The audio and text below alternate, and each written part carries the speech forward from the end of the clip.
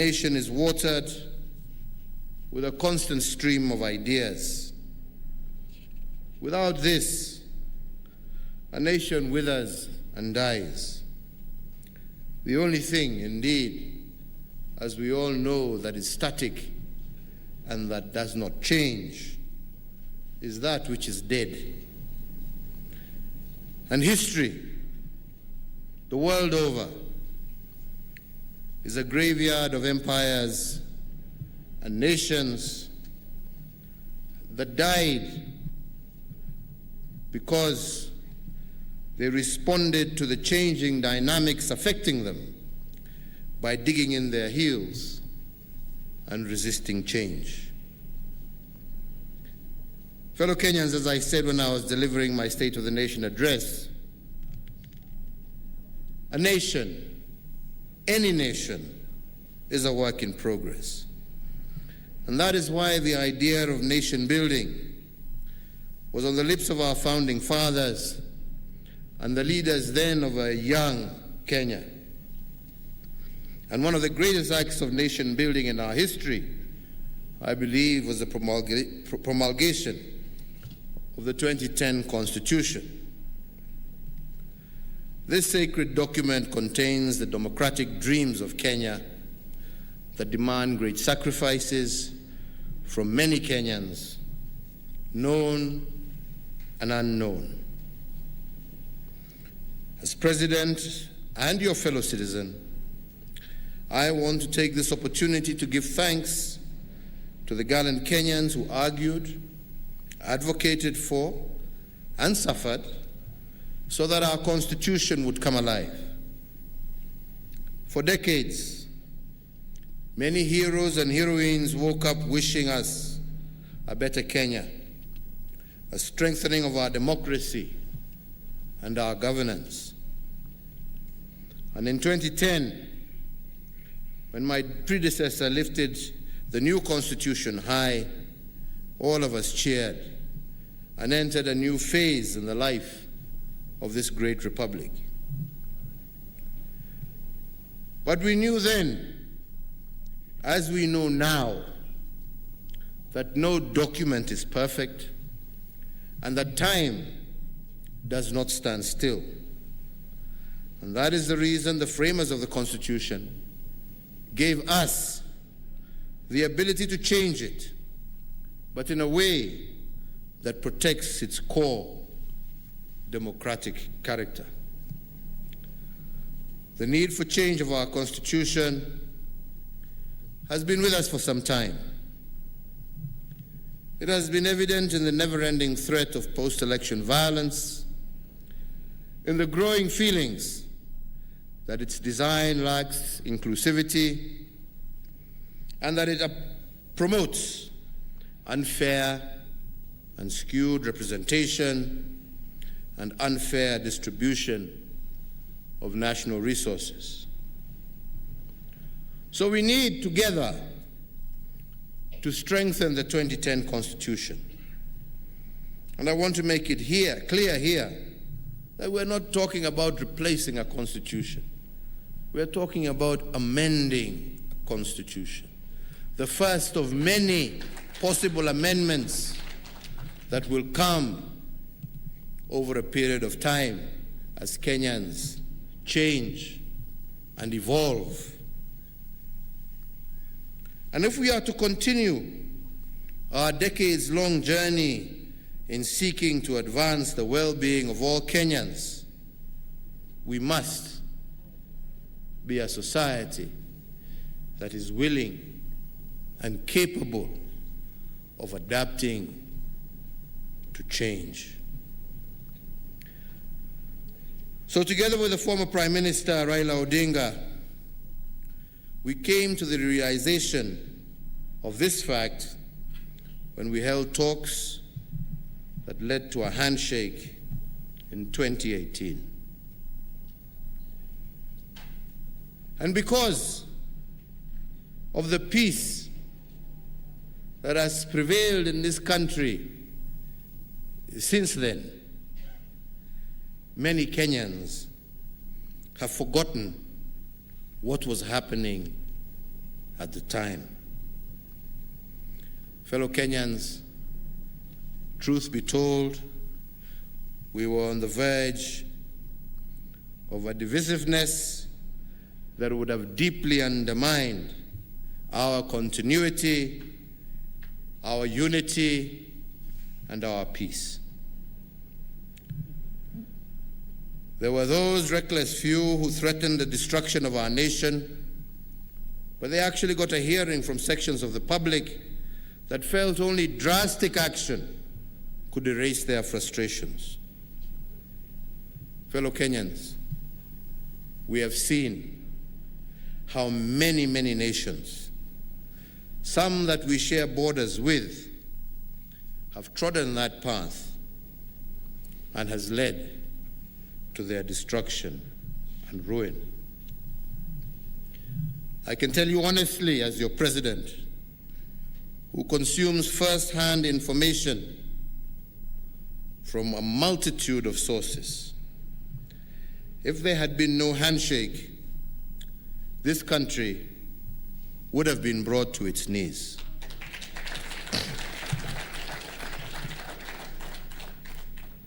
The reckless aggressiveness of some, the triumphant chest-thumping and stonewalling by others, the handshake stabilized the country, and it has afforded us the opportunity to identify the practical reforms that would strengthen our unity, inclusivity, equity, and good governance. The Building Bridges initiative was basically a vehicle for us to have a national conversation. A conversation, fellow Kenyans, that lasted over 2 years. BBI provided an opportunity for Kenyans to say what was on their minds and to provide ideas that could be effected to solve Kenya's most intractable problems. Both the BBI task force and eventually the BBI steering committee listened to thousands of Kenyans from all walks of life in every one of our 47 counties, individual Kenyans, women groups, youth groups, persons living with disabilities, religious leaders, pastoral communities, trade unions, professional associations, county assemblies, members of parliament, various experts, a whole cross-section of Kenyans. And first, Kenyans expressed their views, which were collated and presented as what we term as the first BBI report that was released in November of 2019. Then Kenyans gave more views under BBI 2, which was meant to be a validation exercise to ascertain the views expressed in the first BBI and to establish whether these were actually the views Kenyans had shared. Unfortunately, with the onset of COVID-19, we were unable to release the report earlier, but eventually we had an opportunity not too long ago to review the contents of that second BBI. And as you know, more views emerged at this stage, and most of these views were publicly stated in various regional rallies and other fora. The validation report was then launched on October 26th, attracting many views and calls for such views to be considered. And indeed, I am happy to say that these views have been considered And I personally have met with several different groupings and individual Kenyans, and I truly believe that all their issues have been incorporated, as the referendum bill released today shall clearly indicate. So I am therefore confident that this process has been widely consultative and has captured the best of our ideas and ideals. And this is not the end of the process, because Kenyans will continue to express themselves and eventually make a choice on the fate of this referendum bill. But Kenyans, let me and allow me to highlight some of the points and gains in the referendum bill, particularly those raised by various interest groups. On the gender parity and participation question,